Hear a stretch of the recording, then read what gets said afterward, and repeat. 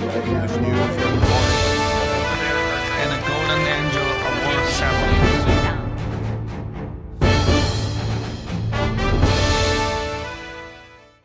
Hello, dear friends, my lovely audience, dear brothers and sisters.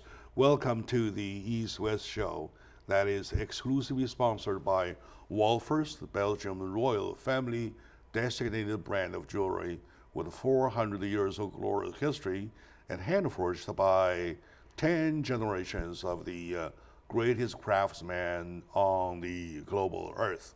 So, back to the show. With me today, as you can see, is once again my dear friend, Dr. Min Chiu of UCLA on Asian American Study. Welcome back to the show. Thank you very much, Jack, for inviting me back to the show. Very good, very good.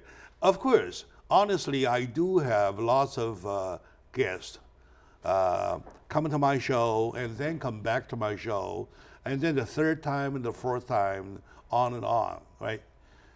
However, what I want to point out is that within the 2 weeks apart, right next week, you're here again.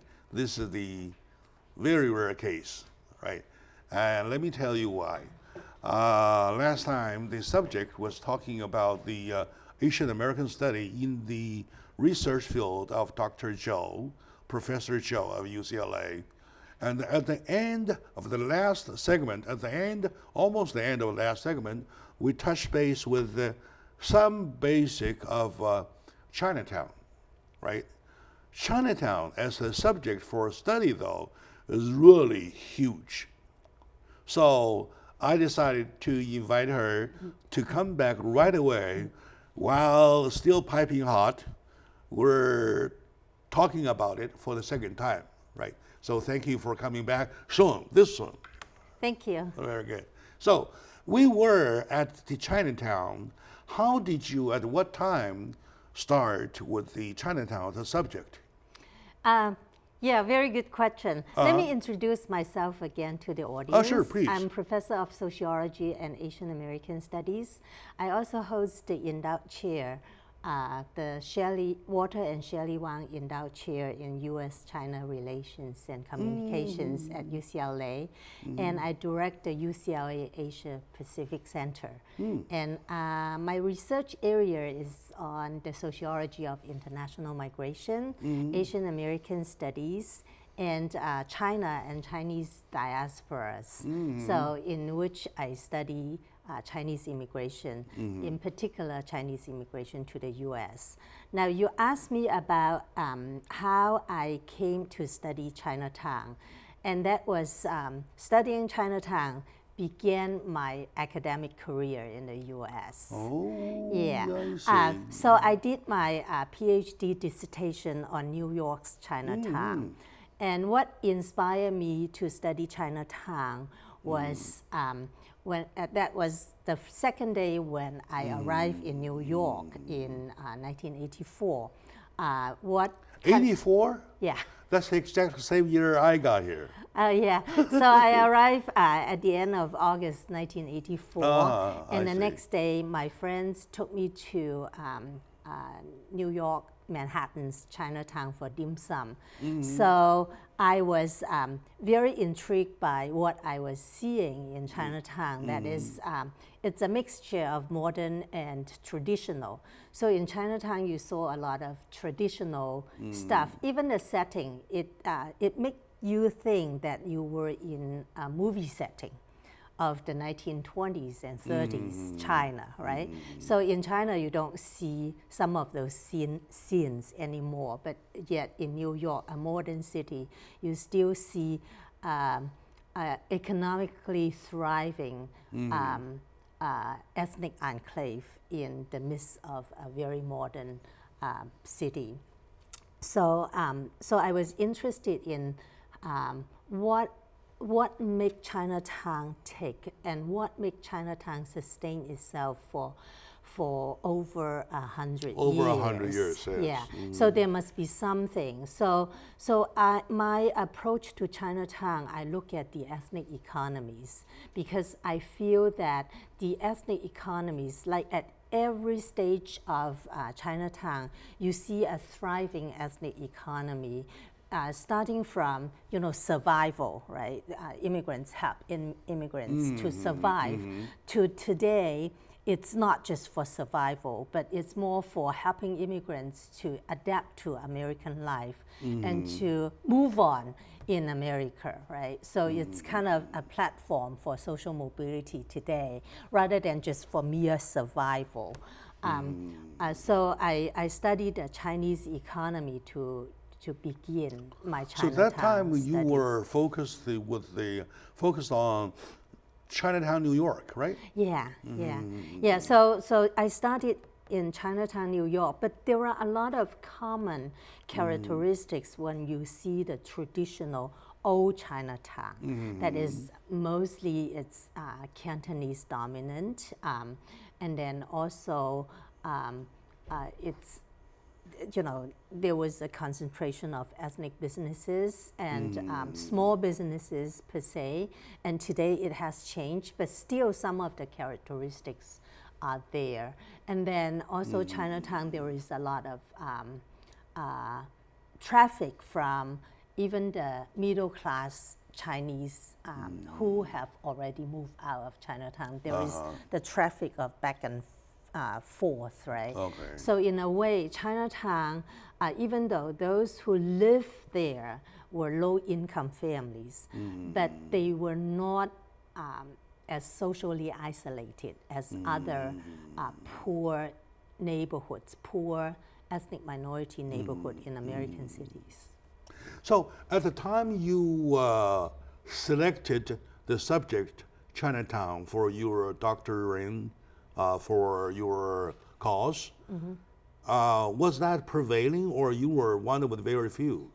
Yeah, I was one of the very few people who studied Chinatown. First, to study Chinatown, you need some sort of language and cultural literacy. Yes. So language meaning You have to feel it. Yeah, well, you have to feel it, and also you have to be able to speak the language that the residents speak. And at that time, the older residents were Cantonese, mostly coming from the Toisan, the Taishan area. So I was Cantonese myself. I was originally from Taishan. Zhongshan. I was from Zhongshan. Zhongshan, right next to Taishan, where the old comers, the old timers I see. came.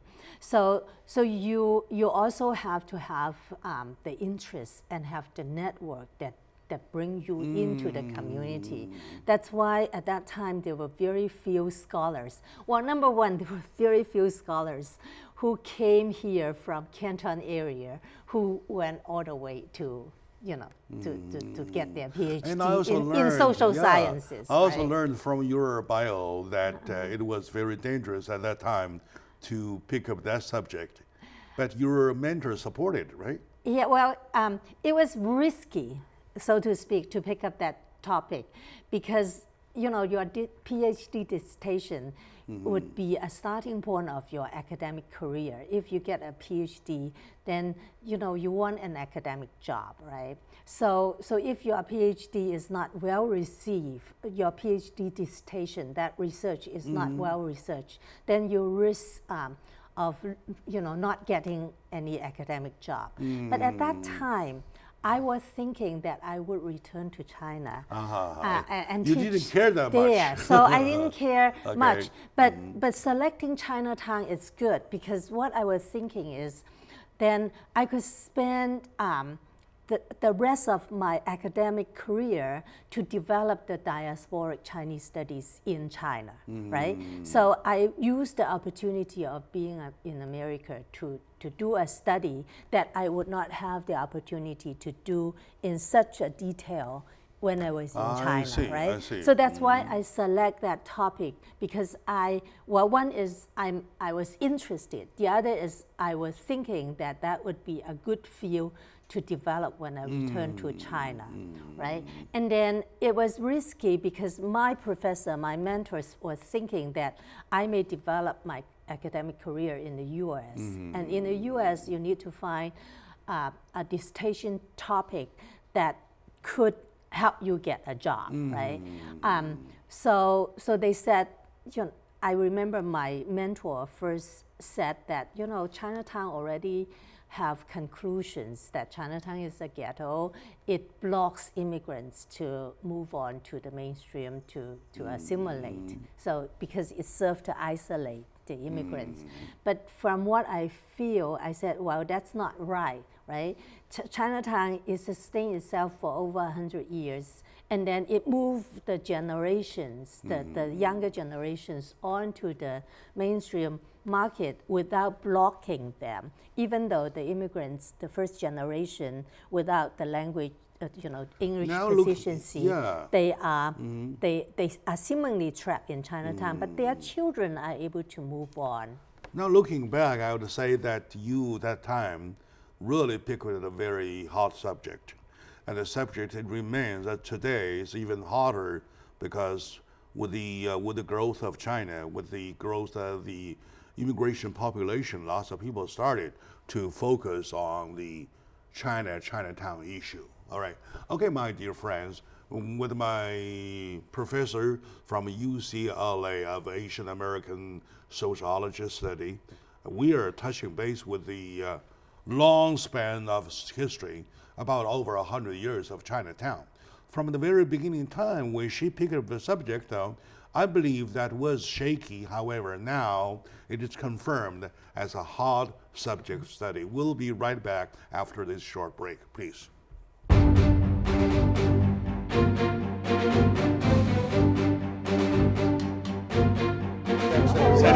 Everything. We have continued to work on it now. My name is Paul James. I host this news every morning. And a Golden Angel Award ceremony.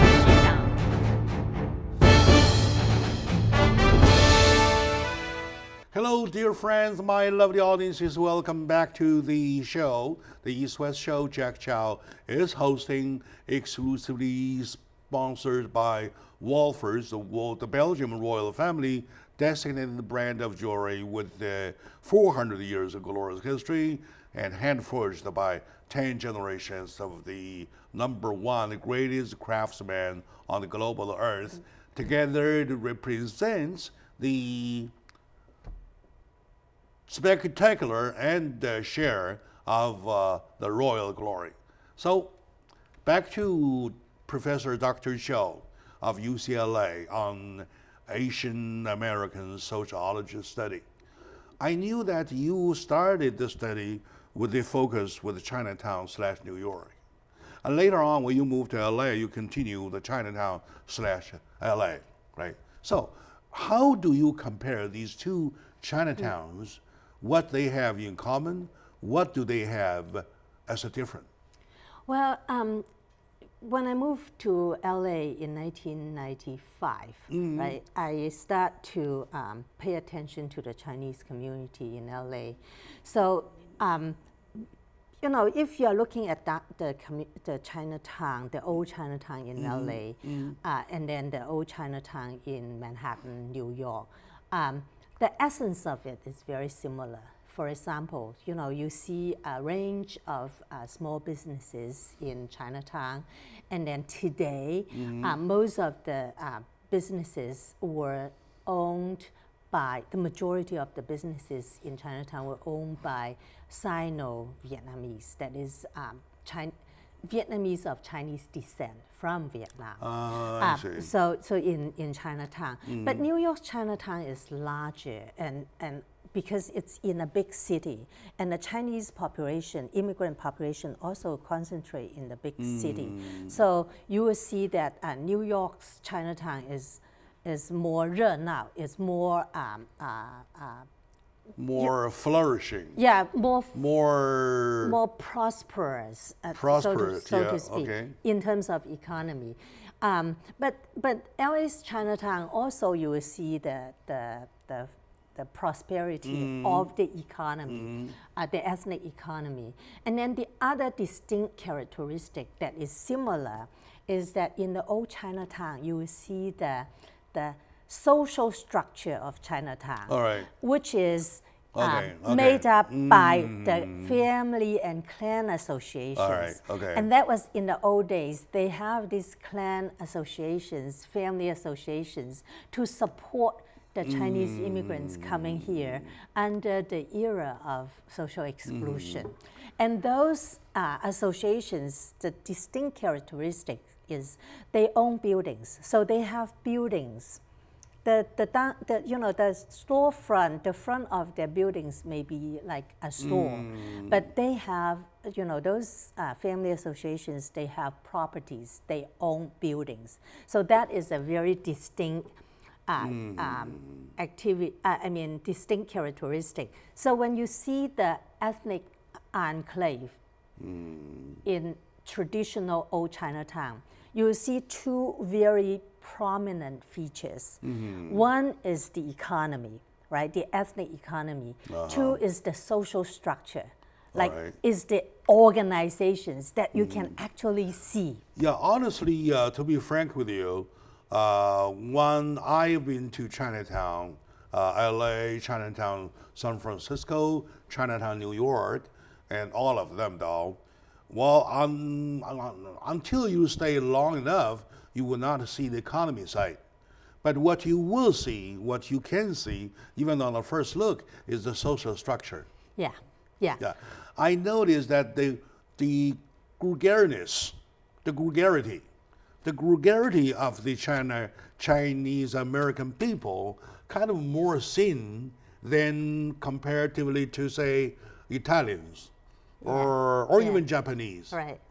So they are more together. And also brought along with them like the 工会, right?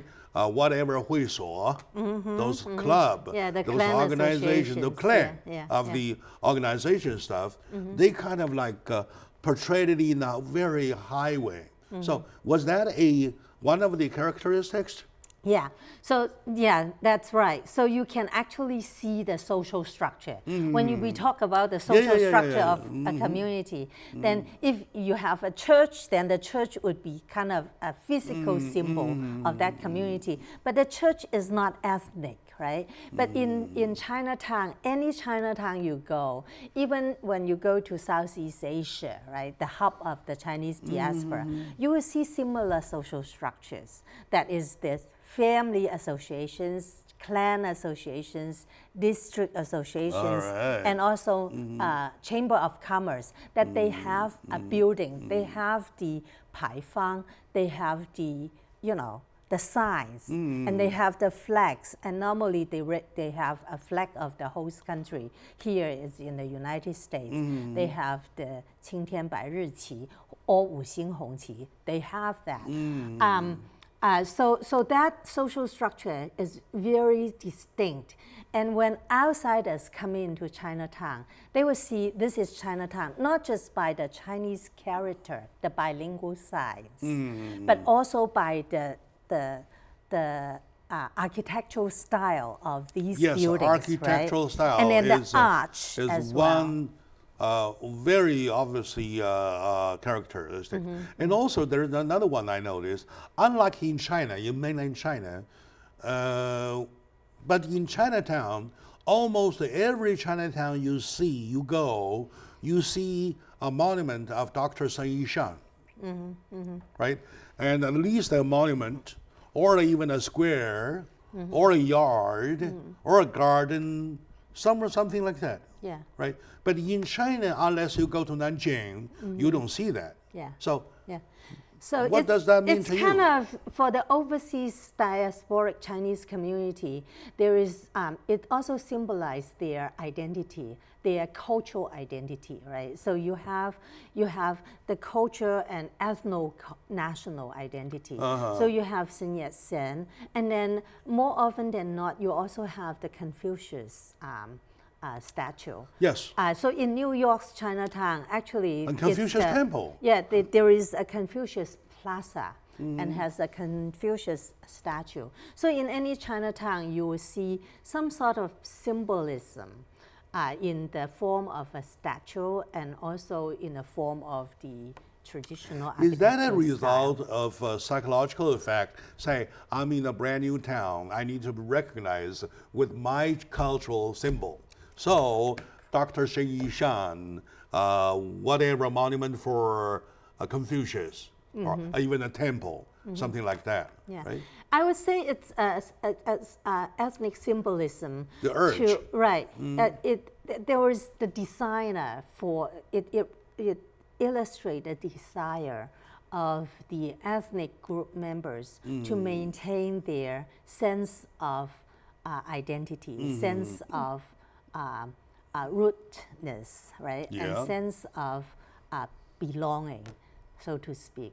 So it doesn't necessarily mean that I want to maintain this and not to assimilate. You're right. So it's kind of like coexisting. Showing your identity does not mean your refusal to be adapted to the society, to the environment. Yeah, exactly. Right? So actually, it helps you. It helps you to And also, adapt. there are down points of Chinatown. There are down point comments about Chinatown. For example, there's street order, right? The environment not clean, trash is everywhere, and people spit something. And how do you comment on that in your study, though? Well, you can always pick on the negative signs of it. The negativities, yeah. Well, spitting now, it wasn't as severe as in the 1980s and 90s today, I would say, because immigrants normally carry some of their habits here. Yeah. But now these habits, even in China, before they come here, it has changed, right? So spitting, even in China, has reduced significantly. As time goes along, right? Right. But if you pick on the negative side of it, it's there are a lot you could take. For example, violating the housing code, building code, and then co-ethnic exploitation, The misdemeanor stuff. Yeah, that kind of stuff. But that kind of stuff is not unique to Chinatown. I would say it happens in other poor, low-income communities as well. And it also happened to other ethnic businesses of that kind as well. So some of the ethnic businesses or immigrant businesses, they operate in the gray zone, right? So it's not just the Chinese that are doing this. So that's why it's not unique to the Chinese. But since Chinatown is there, you can easily pick on the negative side of it. Very good. Yeah. All right.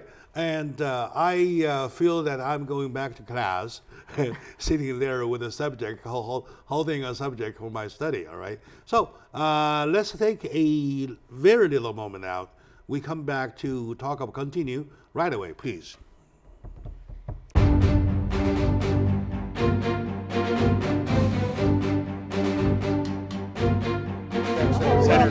Everything expected. It's like the same John Wayne. My name is Paul James. I host English news every morning. And a Golden Angel Award ceremony.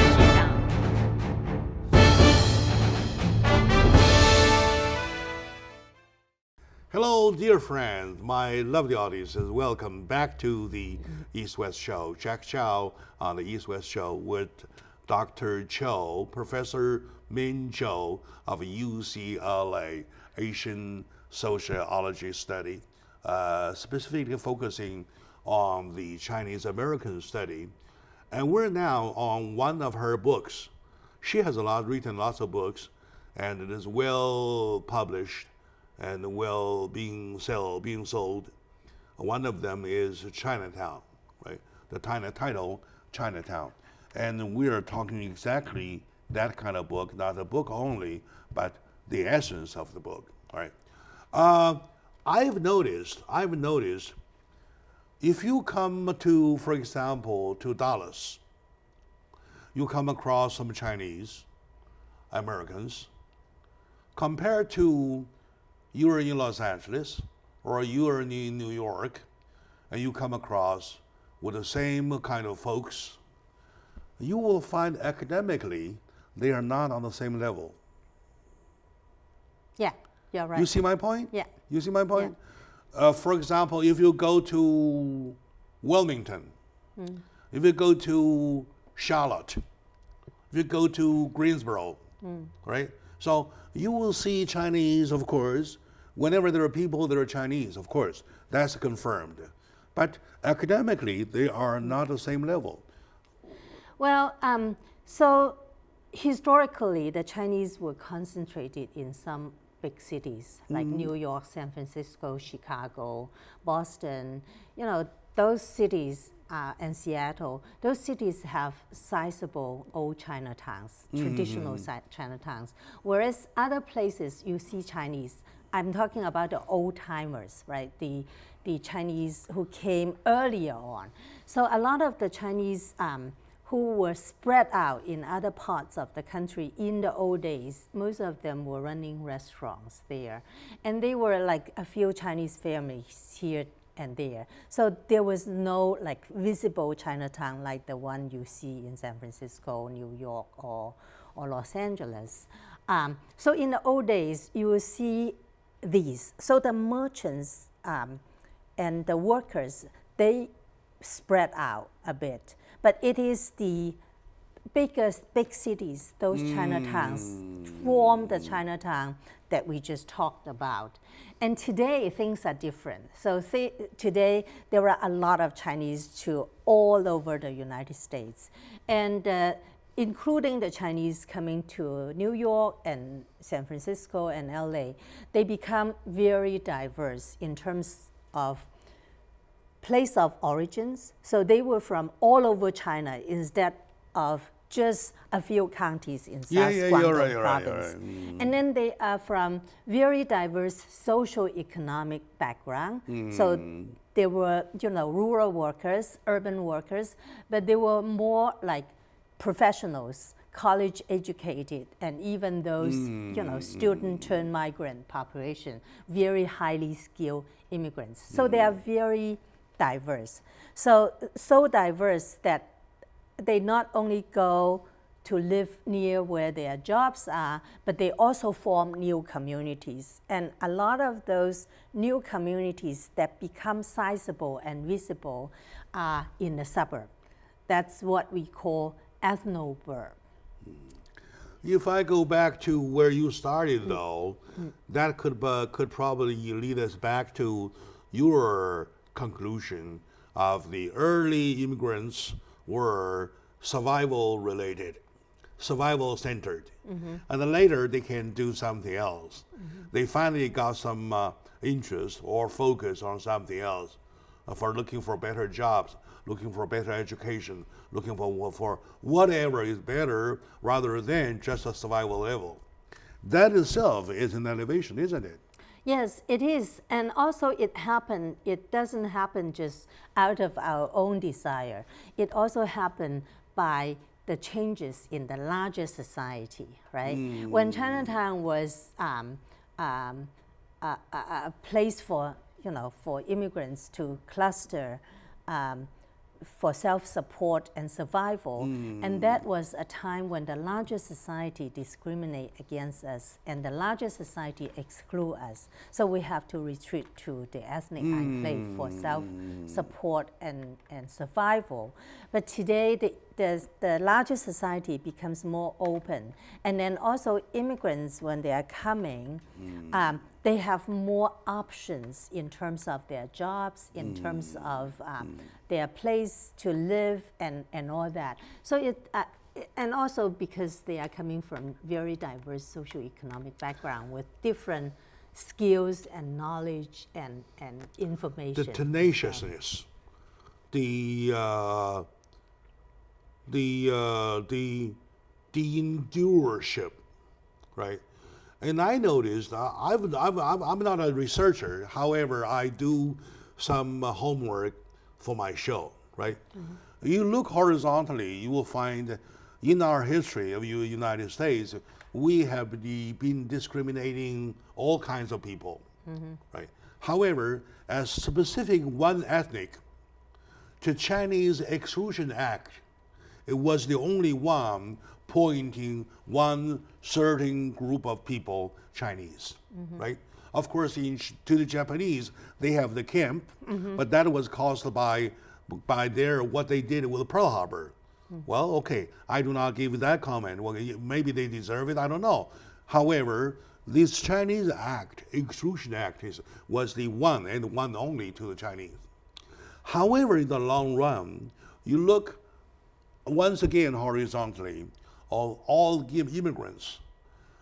I want to say that we, Chinese Americans, are one of the best. We end up one of the best. Even though we're so unfairly discriminated, and we were so discriminated, well, like nobody else was.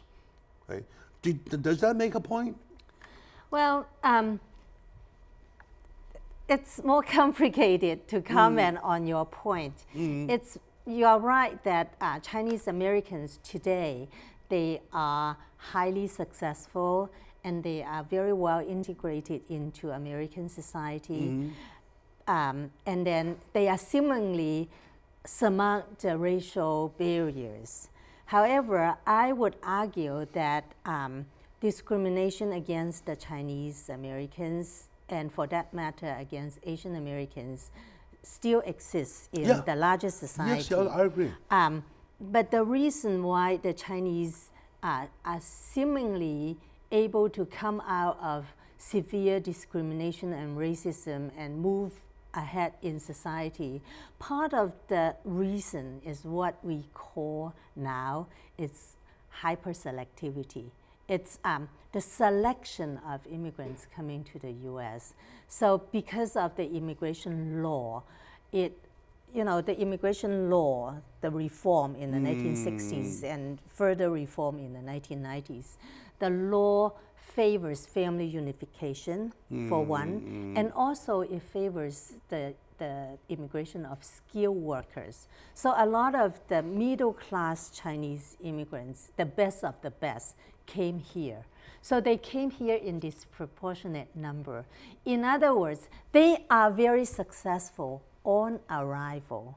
See what I'm saying? So it's not that the U.S. that we surpass the racial barrier.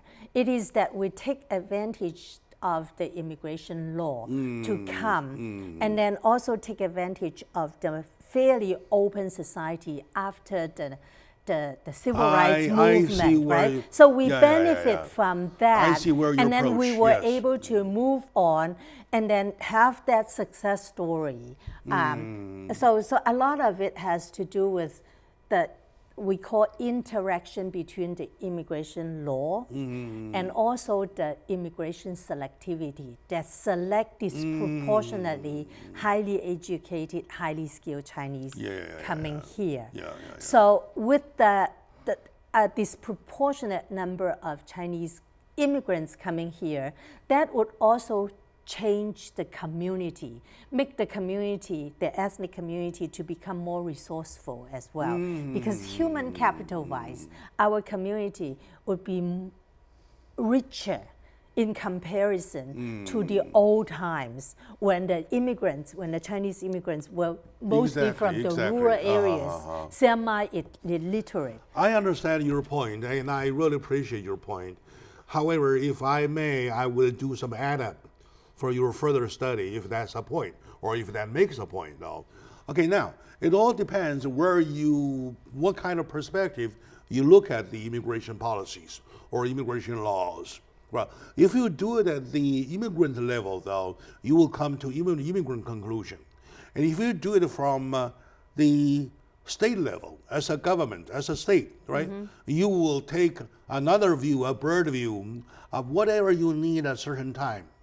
For example, now, we need, if we go back to 1950 or 1960, if anybody with some satellite skills. Right. Well, they were discriminated against, and they were stereotyped very badly prior to World War II. Of course, right? Of course, yes. Right. So the course. image of them as a success story is only very recent. I know strongly how we are discriminated. Let's take a short moment out. We will continue from that point on. Probably I will supply that as some elements or for your study, though. We will be right back after this, please. Sure.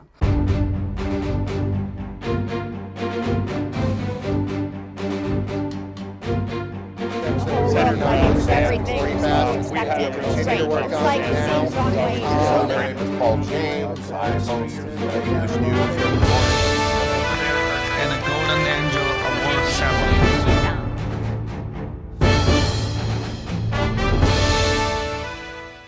Hello, my dear friends, my lovely audiences. Welcome back to the show with Dr. Professor Zhou of UCLA, Min Zhou of UCLA, of UCLA sociologist study, typically with the Chinese American study. We're talking about one of her books, Chinatown, which caught my eye about 1.5 weeks ago. I went on first with a outline reading, and then I found some chapters. I did a thorough reading, and that's why we're here again with her to be enlightened.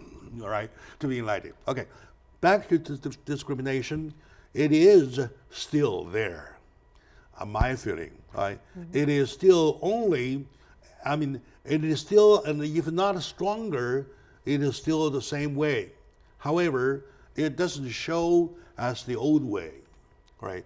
There was one incident we were invited to a tournament contest of tennis, mm-hmm. right?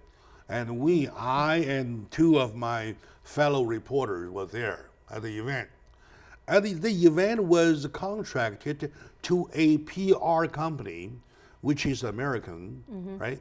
And they made it a rule that when you take pictures, when you took picture, you face one wall only that has the banner of their company, of the PR company. Mm-hmm. For example, if I want to shoot you, I can't shoot you here.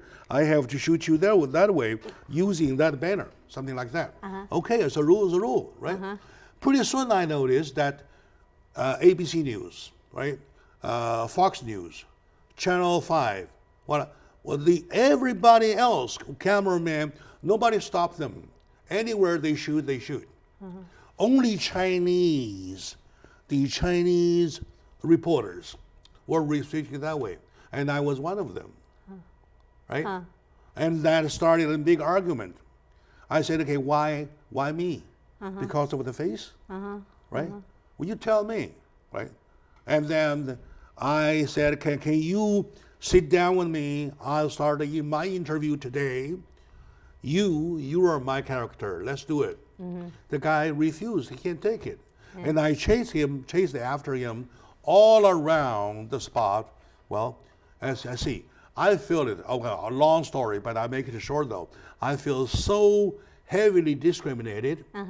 I feel so heavily offended. And I really want to write a story about it. Until this day, I never had time. So that's my personal experiences. Yeah. Why not us? Right. So yeah, we got picked on all the time for different reasons, and that make you think that if you were not having this face, then you may not have been picked on, right? Mm-hmm. So yeah, that's something that make you very uncomfortable, and you feel discriminated against. Some is consequential, and some may not, but the harmful effect is on you.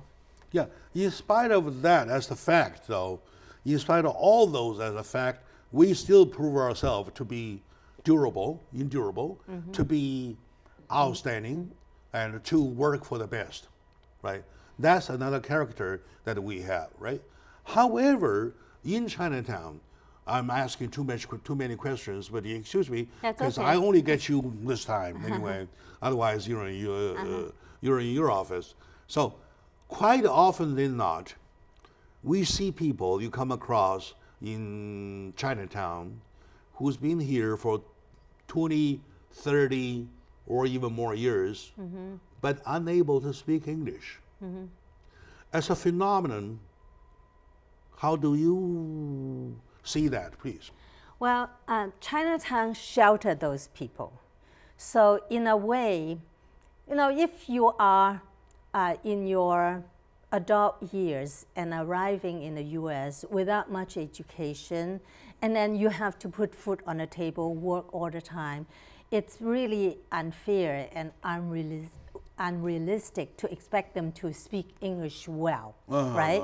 And then Chinatown offers that opportunity for those people to survive and to help support their families and then move their children onto the American society. What comes first comes first. Right, right. So for those people, I gave a lot of respect for them. So they persist. You know, you can see the kind of hardship that they have to withstand because they face the language barrier, right? But then if without Chinatown, their life may be harsher. They may be trapped in poverty. But with Chinatown, with a lot of other things that provided in Chinatown, they are able to provide for their family. They are able to move their children out of Chinatown and onto the mainstream society, so to speak. So their children are doing fine. They are not. In other words, they sacrifice themselves. Yeah, there is a kind of a generation sacrifice. Sacrifice and in my themselves, Chinatown book, I call it a family strategy for social mobility. So the parents have to make sacrifice and to have to take whatever job is available. And also, like sometimes our children complain that the parents never fight, never fight for low wages, never fight for exploitation, without fully understand the kind of family strategy that they are taking. And I would say that these parents, these first generation immigrants, they have a lot of agency. They know what they are doing. Oh, yeah, they know the step, of course, yeah. Step by step to move their families on and up, right?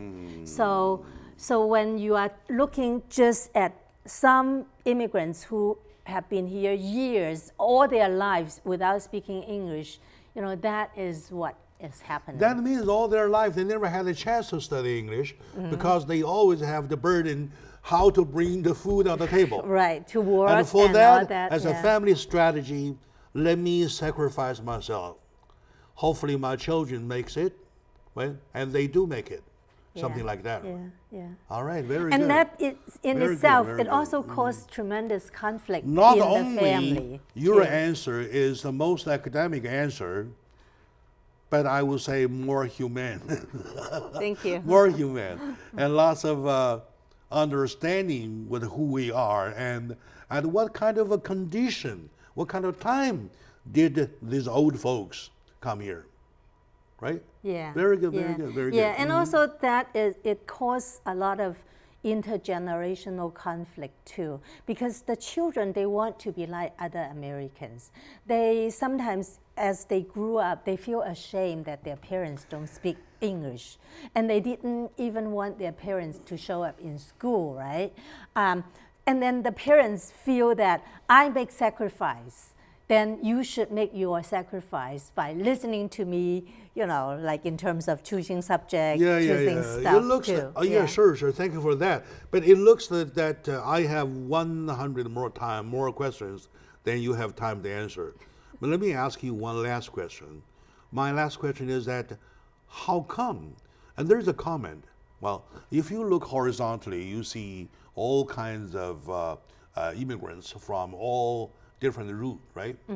When you compare them, we always commented, we Chinese Americans, often commented as the folks who pay so much attention on education, on kids' education. What made it? Is it true, or second, who made it? What made it? Well, it is true that Chinese Americans, Americans, they pay attention to children's education. Chinese Americans seem to be even more. Well, Koreans, for that matter, also pay a lot of attention to children's education. One of the key reasons is because they see education as their only predictable path to social mobility. Other paths are okay, but it's not sure. So education is like they can feel 90% confidence that their children, through education, they can move ahead. And education is not like they are picking on very practical fields because they feel those practical fields could move their children ahead onto the labor market that would help them surmount the racial discrimination. So for that, they seem to be successful. But the downside of it also, they sacrifice the children's desire to do what they want. That's the other side of the right. That's the other side of the coin. Yeah.